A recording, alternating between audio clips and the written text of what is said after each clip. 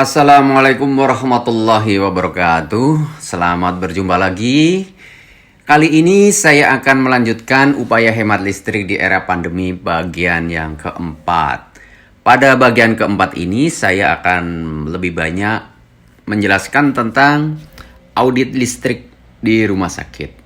Namun tidak menutup kemungkinan audit listrik ini tidak hanya diterapkan di rumah sakit saja, tapi bisa diterapkan di mana Anda menggunakan listrik, baik di rumah tangga, di hotel, di mall, di gudang, dan lain sebagainya bisa diterapkan karena prinsipnya adalah sama. Jadi otomatisasi bangunan atau disebut dengan smart building ini yaitu suatu kemajuan teknologi elektronika yang telah dapat dirancang sistem pengendali sentral yang lebih canggih. Jadi bisa dikontrol di dalam satu ruang kontrol di mana penggunaan energi listrik satu instansi bisa terkontrol di sana. Sistem ini juga memungkinkan mekanismenya yang ingin dikendalikan, maksud saya, yaitu kontrol secara komputerisasi. Otomatisasi bangunan merupakan bagian apa yang disebut dengan bangunan pintar. Jadi saat ini bangunan-bangunan itu sudah modern, semua bisa dikontrol, bisa dilihat, bisa dipantau, bahkan bisa direkam semua kejadian penggunaan energi yang ada di rumah sakit tersebut.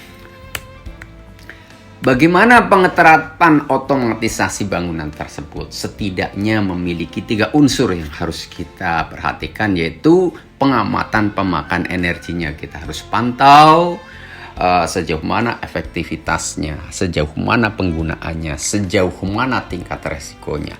Kemudian yang kedua, harus mampu memberi sinyal terhadap adanya gangguan atau kerusakan atau kegagalan pada instalasi atau adanya penyimpangan temperatur.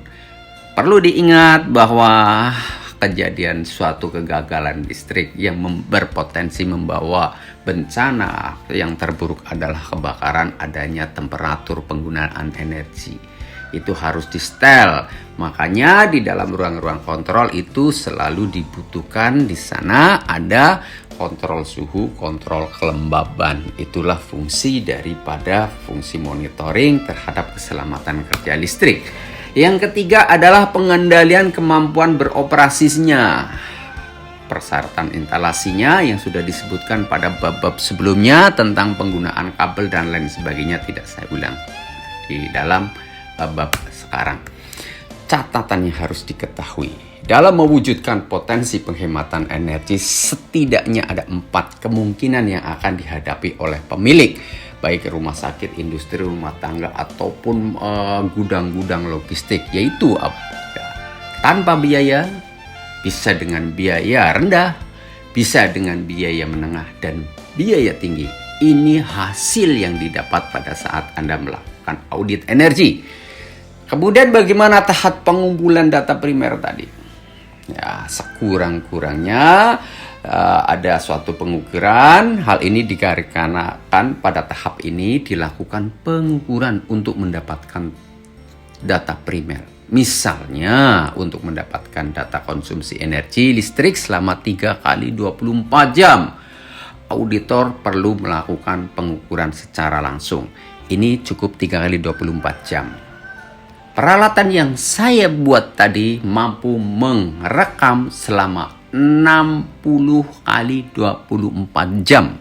Jadi lebih dari cukup kalau untuk melakukan satu audit energi listrik. Tapi setidaknya dengan 3 hari 3 malam, yaitu 3 kali 24 jam dimonitor, data itu sudah bisa mewakili random karena di sana sudah terukur waktu pagi, perbedaan siang, perbedaan malam, perbedaan waktu, padat, penggunaan daya listrik yang padat itu bisa dilihat di sana. Kemudian bagaimana sistem otomatisasi bangunan, yaitu setidaknya harus mampu menghidupkan dan mematikan sistem dari ruang kontrol. Itu yang kedua.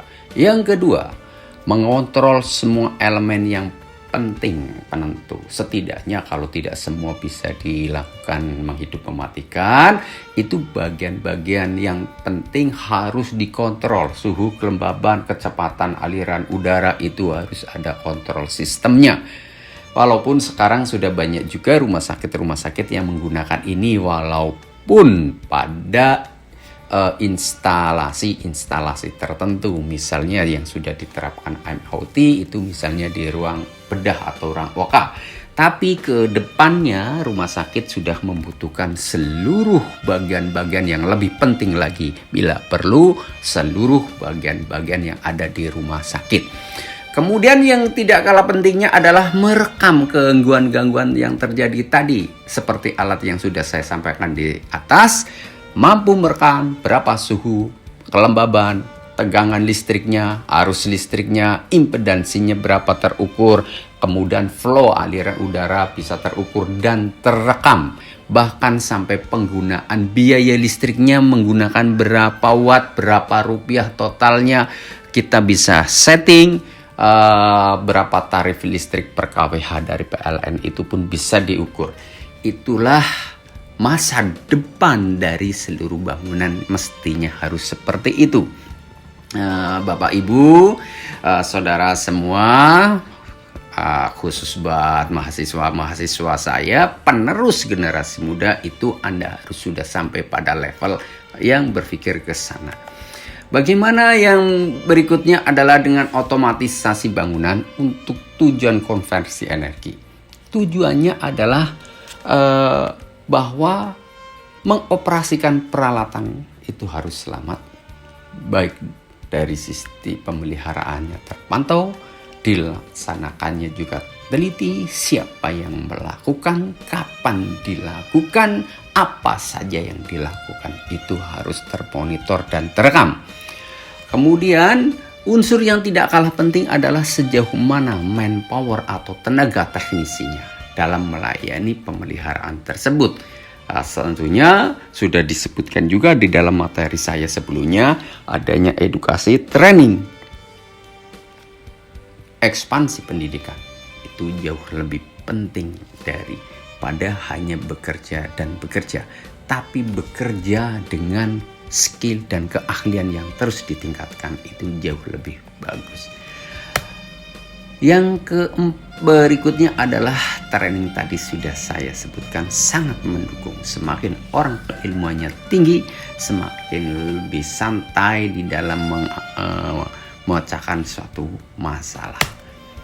Baik, kita lanjutkan.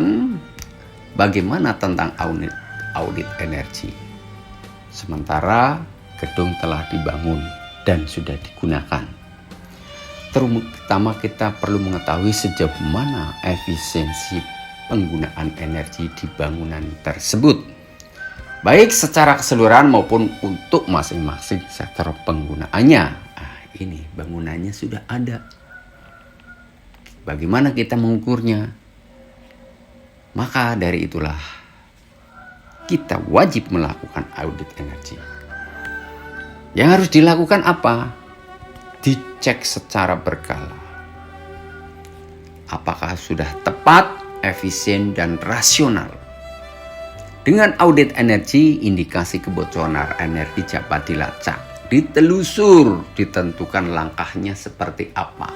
Secara teori, penggunaan ruang ini adalah menggunakan daya sekian watt, hidup sekian jam, mestinya totalnya adalah sekian. Tapi kenyataannya melebihi.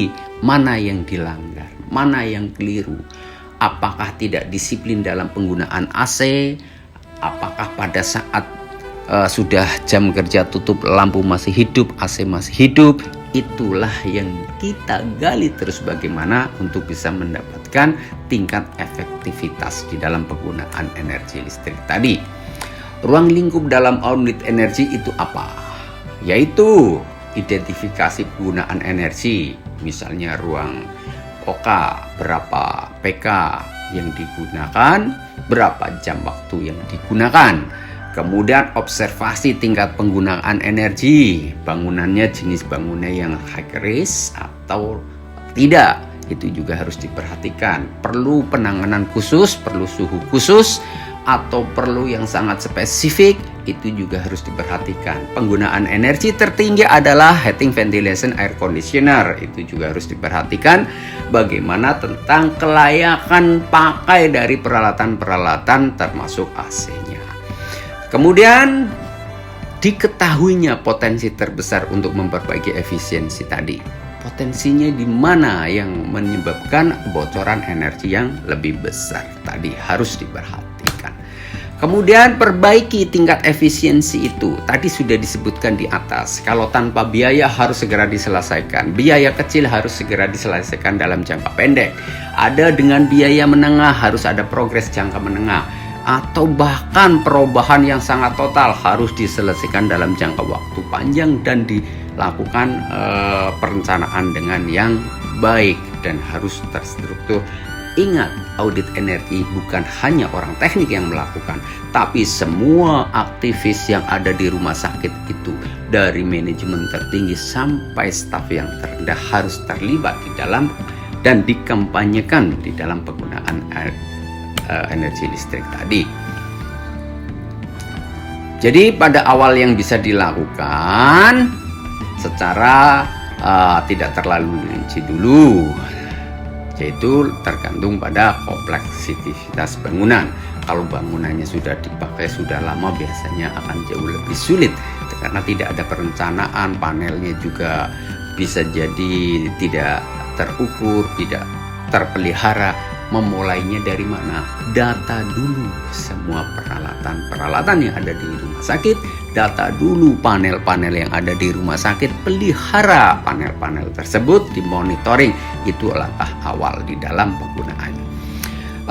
Saya juga menyinggung kembali tentang UPS, Unit Interruptible Power Supply. Tadi sudah cukup jelas diterangkan di dalam bab 3. Tapi saya ingatkan kembali bahwa UPS bukan sebagai pengganti PLN mati, tapi sebagai transisi sementara saat PLN mati sebelum genset hidup. Hati-hatilah di dalam pemeliharaan UPS, pemilihan spesifikasi UPS juga harus hati-hati karena di sana ada pemborosan yang sangat luar biasa di dalam proses penggantian baterai. Ingat, UPS hanya digunakan dalam satuan detik, maksimal 5 menit. Kenapa harus membeli yang lebih banyak? Karena beresiko biaya pemeliharaannya akan semakin banyak dalam proses penggantian aki. Aki dipakai tidak dipakai 3 tahun akan rusak, maka perlu diperhatikan adalah biaya maintenance yang akan dibutuhkan. Kemampuan daya UPS sudah cukup jelas, UPS hanya masa transisi saja. Ini contoh-contoh peralatan-peralatan yang menggunakan UPS seperti di ruang operasi. Ini biaya baterai yang harus dibutuhkan. Berapa biaya baterai? Satu baterai itu harganya sudah sampai 2 juta rupiah. Kali berapa ratus baterai satu rumah sakit. Harus bijaksana di dalam pemilihan UPS.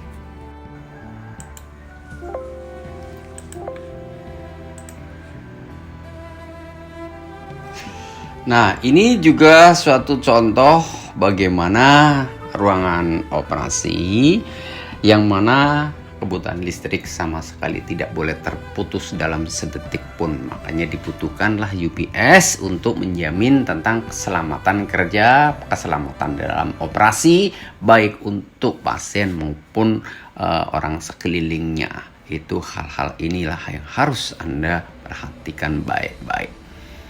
Ini juga ruang perawatan yang mana kebutuhan energi listriknya betul-betul tidak boleh terputus, barang sebentar pun tidak boleh karena menyangkut tentang keselamatan daripada pasien yang ada di dalamnya.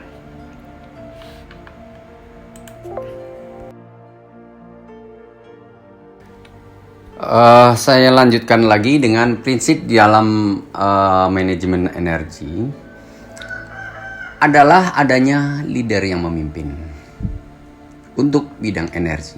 Kemudian lakukan penyusunan program apa yang akan dilakukan di dalam audit ini. Yang ketiga, lakukan pengawasan dalam kinerjanya.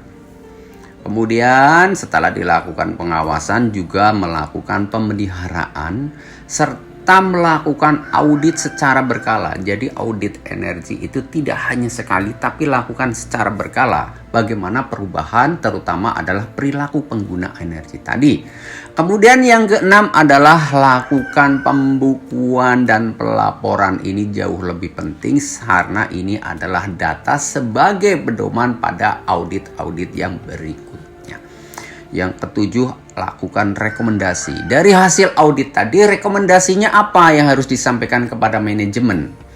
Tadi setidaknya bisa dilakukan jangka pendek, jangka menengah maupun jangka panjang. Jangka pendek itu yang tanpa biaya atau dengan menggunakan biaya-biaya yang rendah harus segera dilakukan. Pelaksanaan teknis dalam penghematan energi itu apa? Adanya tim. Jadi tidak orang per orang, tapi suatu tim pembukuan energi yang dibentuk oleh rumah sakit. Berarti ada suatu SK yang mengikat di sana. Tim ini bekerja sesuai proporsinya seperti yang telah saya sebutkan tadi proses penyusunannya. Teknisnya apa? Pertama, lakukan perencanaan. Tentukan targetnya, susun prosedur operasionalnya dan laksanakan. Kemudian yang kedua apa? Berikan motivasi kepada semua pengguna energi listrik. Kalau di rumah sakit itu adalah semua aktivis rumah sakit harus diberi motivasi semua, dikampanyekan. Kemudian yang ketiga, lakukan pengawasan atau dipantau, diukur, dicatat, serta usulan tindak lanjutnya apa. Itu juga harus dilakukan di dalam teknik pelaksanaannya. Karena apa? Audit energi itu tidak orang per orang, dilakukan oleh tim, dilaksanakan oleh semua aktivis rumah sakit. Jangka pendek dilakukan di sini apa? Yaitu prosedurnya, prosedur operasionalnya, pemeliharaannya dilakukan, pemasangan peralatan kendalinya juga harus dilakukan. Itu yang pertama dilakukan dalam jangka pendek. Yang kedua adalah dalam jangka menengah atau jangka panjang, yaitu meningkatkan tingkat efisiensi peralatan. Yaitu misalnya peralatan-peralatan yang menggunakan inverter seperti HVAC, AC dan lain sebagainya harus bijak di dalam penggunaan. Sudah saya jelaskan kepada Bapak Ibu semua di bagian atau part 2 dan 3. Yang lebih penting lagi yang ketiga adalah kesadaran dari pengguna serta pengetahuan semua operator, yaitu semua yang menggunakan energi listrik di rumah sakit. Informasi minimal yang harus disampaikan adalah satu, rencananya apa yang akan dilakukan. Target yang dicapai apa kita tentukan. Jenis konsumsi energinya itu apa, kita listrik ya kembalikan kepada listrik dulu. Karena yang disebut audit energi tidak hanya listrik, banyak sekali yang disebut audit energi, ada listrik, ada air, gas dan lain sebagainya. Itu disebut audit. Tapi pada permasalahan saat ini adalah kita fokus kepada energi listrik. Kemudian langkah-langkah berikutnya adalah nomor 4, penggunaan peralatan hemat energinya apa. Buat lakukan SOP-nya dan hasil produksinya itu apa. Bedakan antara sebelum dilakukan audit seperti apa yang ada, biaya listrik yang harus dibayar per bulan berapa, kemudian setelah dilakukan audit sederhana perubahannya apa, sudahkah ada penyusutan atau penurunan biaya dalam penggunaan listrik tadi. Itulah yang disebut dilakukan pembukuan. Bagaimana audit energi? Yaitu harus secara berkala. 1 kali dalam 3 tahun itu minimal. Padahal untuk melakukan audit energi 1 periodik itu sudah memakan waktu bisa sekurang-kurangnya 6 bulan. Jadi 6 bulan dilakukan berlaku untuk 3 tahun. Itu sebagai gambaran itu. Tapi pada tahap berikutnya mungkin waktunya akan lebih pendek karena pengalaman dari audit pertama sudah memiliki data. Tinggal checking yang berikutnya mudah-mudahan akan lebih singkat. Kemudian untuk berikutnya adalah lakukan internal maupun eksternal organisasi. Itu juga harus kompak. Auditor adalah orang yang mempunyai kompetensi. Jadi harus punya kompetensi, mempunyai dasar keilmuan, tahu cara menghitungnya, tahu cara memberikan rekomendasinya. Itu yang disebut auditor. Jadi mengaudit itu tidak sependek, wah untuk mengetahui penggunaan konsumsi energi ini dipasang meteran. Meter listrik berapa kW, ruang ini berapa kW. Itu tidak seperti itu. Itu hanya untuk memonitor untuk pola tarif. Itu sama aja dengan hanya memonitoring. Tapi yang disebut audit energi adalah bagaimana mengefektivitas penggunaannya, bagaimana mengetahui kebocorannya, bagaimana memberikan solusinya. Itu yang disebut audit, bukan memasang meteran. Ini suatu yang pas tapi tidak tepat. Itu tidak tepat untuk hal-hal seperti itu. Rekomendasi audit itu apa? 1. Rekomendasinya tanpa investasi wajib diterapkan dalam waktu yang kurang dari 1 tahun. Itu rekomendasi. Yang kedua, rekomendasi investasi rendah wajib diterapkan dalam waktu kurang dari 2 tahun. Kemudian rekomendasi investasi menengah dan rekomendasi investasi tinggi wajib diterapkan dalam waktu kurang dari 5 tahun. Jadi progresnya jelas. Mana rekomendasi yang tanpa biaya rendah atau biaya yang tinggi. Itu adalah rekomendasi akhir dari suatu sistem audit. Pelaporan juga harus dilakukan kepada manajemen dari hasil audit ini adalah sebagai apa? Tindak lanjut pada audit-audit yang berikutnya. Pelaksanaannya kapan? Faktor yang harus diperhatikan itu di dalam audit itu tata udaranya, sistem pencahayaan, peralatan-peralatan pendukung yang digunakan, itu proses produksinya seperti apa, berapa jam dia beroperasional. Misalnya ruang-ruang yang operasionalnya hanya 8,5 jam per hari, juga ada yang full 24 jam per hari. Itu harus dibilahkan. Bagaimana pemanfaatan energi utamanya, terutama sehemat-hematnya energi apapun yang ada di rumah sakit, tetap yang paling murah saat ini adalah masih menggunakan energi dari PLN. Baik membandingkan dengan genset, menggunakan apapun itu masih cukup tinggi saat ini. Tidak tahu nanti kalau ada perkembangan berikutnya, yang paling murah tetap masih menggunakan energi listrik dari sumber PLN. Sistem penghematan AC sudah cukup jelas di atas. Harus bijak mana yang konverter menggunakan inverter, mana yang menggunakan low watt, mana yang menggunakan AC yang general. Kemudian hidrokarbon refrigerannya itu menggunakan apa sudah cukup dijelaskan pada bab 2. Kemudian di dalam kompresor AC lokasinya yang posisi di mana sudah harus diperhatikan, hindari dari panas secara langsung karena akan berpotensi menambah panas dan akhirnya akan melakukan energi yang lebih tinggi.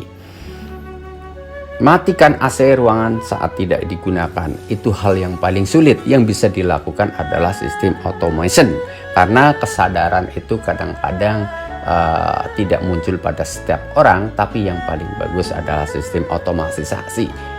Otomatis itu bermacam-macam dalam AC, bisa dengan sistem sensor gerak atau menggunakan sistem switching pintu. Itu tergantung teknis yang akan digunakan oleh teknisinya. Dan perlu diperhatikan supaya lebih objektif, setiap ruangan harus dipasang termometer untuk mengetahui berapa suhu dan kelembaban di dalam ruang tersebut. Atur suhu sesuai kebutuhannya. Kalau memang suhunya yang dibutuhkan 24 derajat Celcius, kenapa harus disetel 16?